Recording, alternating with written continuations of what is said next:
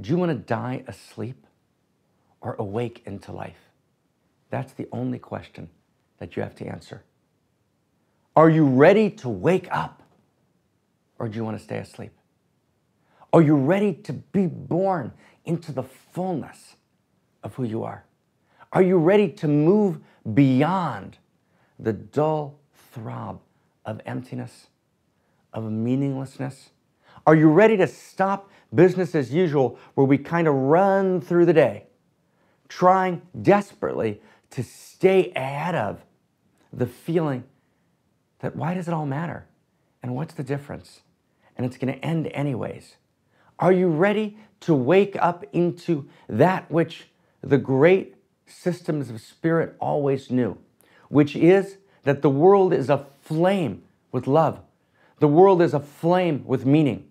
That every move you make, every decision you take, that every gesture counts, that everything matters, that every detail of your life is infinitely significant, that you hold within you the power to shift and change the very course of life itself, that actually everything depends on you, that actually you can hold a consciousness in which you actually experience that your next decision will have a ripple effect.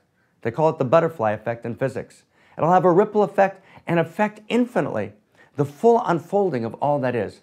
Are you ready to see yourself as a person who is powerful, not in the kind of power that you exert through force over others, but the very power of your being, of the unique gifts that you have, of the unique needs that can be fulfilled only by your love, by your embrace, by your perception, by your vision, by your wisdom, by your presence, by your hug, by your smile, by your tear? Are you ready to embrace a world in which you count, in which you matter, in which you realize that all that is awaits for you to step up to the fullness of your being? Are you willing and ready to stop business as usual and turn the fate of your birth into the destiny of your life? Are you willing to be in love? Are you willing to be in love with every person you meet, with every day of your life? Are you ready to look with God's eyes and to take responsibility for creating a world in which children have enough to eat, in which desperation and poverty don't define the existence of tens and tens of millions of people on our planet? Are you willing to shatter the tyranny of your ego, which says, I care about my next moment of comfort? Are you willing to shatter the tyranny of the narrowness of your love?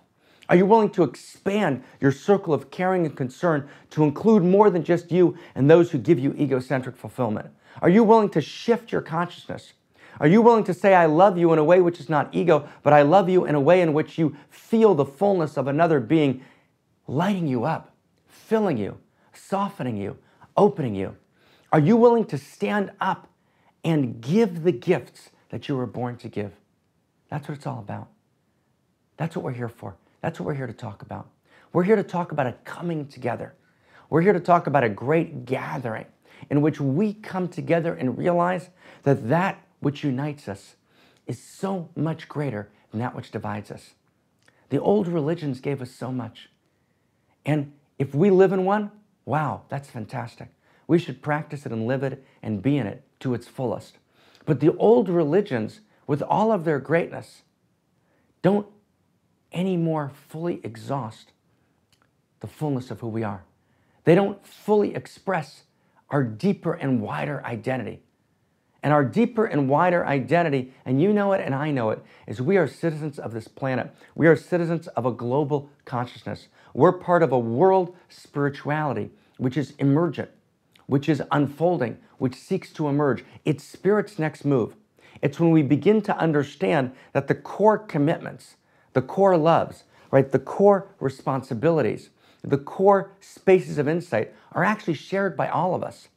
It's when we begin to understand that actually each person has the ability to feel into the glimmer of their own enlightenment, in which their narrowness, in which their pettiness, in which our sense of being but me, but that isolated Mr. This and Ms. X, that's just a small take on who we really are. That who we really are is We are a unique puzzle piece in the great fabric of existence, right? We have something to say. We have a song to sing, a poem to write, a way of being, laughing, loving, living in the world that's ours and uniquely ours and is desperately needed by all of existence. Are you willing to actually get up in the morning and know there are no extras on the set?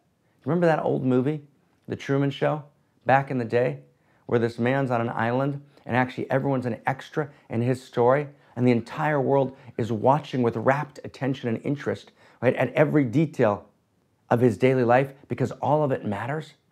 Well, the world is 6 billion interlocking Truman Shows, and you are the star.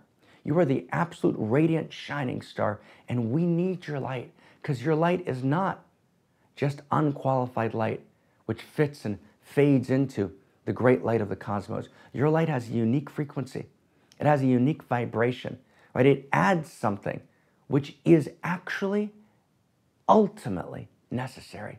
You are ultimately necessary. You are ultimately needed. And that's not the statement of pop culture. That's not the assertion of some kind of human potential spirituality. That is a result of the deep realization of spirit, attained by the most subtle speculative minds and hearts across space and time, who all understood through the power of deep realization, deep investigation into the inner nature of reality. The result was, you matter, you count. You're infinitely important, not in the old narcissistic way, it's all about me. No, you count as part of the larger awakening. You have a unique gift to give. When we say world spirituality, we don't mean let's narcissistically make the whole world me. We mean, what does me have to give to the whole world? And I know that the world is waiting for my gift. If even one sentence of this makes sense to you, if it opens your heart, if it invites you, right, to go all the way in a larger order, right, of being in which your being and becoming is infinitely important, in which you're willing to realize, no, it's not your life. Your life, my life, is part of the larger life of the cosmos. It's a unique expression of God living in you, as you, and through you. If you're willing to move beyond, right, all of the old ways of living and step into the fullness of you being an alive, awakened human being, ready to give their gifts, ready to love, ready to be the fullness that you are. Wow. Wow. Well, then welcome. You're in the right place because that's what we're here to do together.